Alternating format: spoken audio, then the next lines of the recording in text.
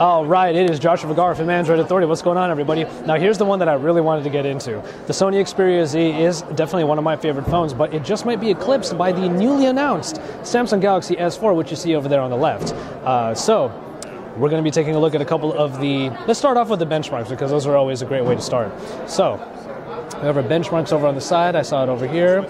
Now, the Sony Xperia Z, you can already see it right here. There's a difference here. The Samsung Xperia Z was the first phone that I have ever personally used that broke the 20,000 barrier in Antutu benchmark. But look at the Samsung Galaxy S4. You got 25,900 on there. That is an incredible score, and it's the highest one that I've ever seen happen right before my eyes.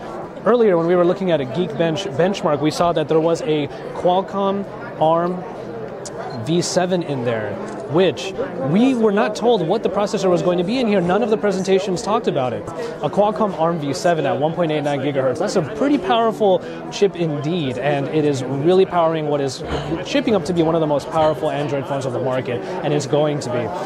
The Sony Xperia Z, on the other hand, does sport the Qualcomm Snapdragon S4 Pro processor that has powered a lot of great phones in the past, like the Nexus 4, but now they have all been eclipsed by whatever is inside of the Samsung Galaxy S4. Aside from that, however, you do have some similarities here with the 5-inch 1080p screen that is found on the Xperia Z and is also found here. However, the screen that we saw that had a little bit of color problems in the Xperia Z probably is going to get blown away because the Super AMOLED technology that Samsung is well known for is found inside of the Galaxy S4. And as you can see, the colors really pop out of that screen. Like I said before about the S3, is that the colors pop out and pretty much punch you in the face. That is basically what's going on here with the Samsung Galaxy S4 with its Super AMOLED 1080p 5-inch display.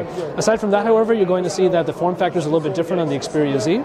You do have a more angular, rectangular design on here versus the usual pebble rounded design of the Samsung phones. The thickness is actually quite comparable, as the Xperia Z and the Galaxy S4 are very, very close, but I will say that at 130 grams, the S4 is definitely a lot light. Well, not a lot, but it definitely is noticeable how much lighter it is. It's very easy to use. It's very easy to have in the hand because it's very light. It's very nimble, I should say. Of course, you're seeing one of the accessories that's available for it. It's a replaceable cover that has a flap on over on the top that allows you to close it, and you still see some information on the top. So that's a nice accessory to have. And of course, it's a smart cover. So you open it up and it wakes up the screen. So a couple last things about this. I will say that the 2330 battery that's found in the Sony Xperia Z does do a decent job, but you get 2600 inside of the Samsung Galaxy S4. One other thing that you should know is that the back of the Samsung Galaxy S4, as you can tell, because there's a new cover on it, it's removable, which means that the battery is removable, which means the battery is replaceable. That's something that the that's something that the Sony Xperia Z cannot say, because of course it is a unibody design. You cannot take the battery out, and you're kind of stuck with what you got.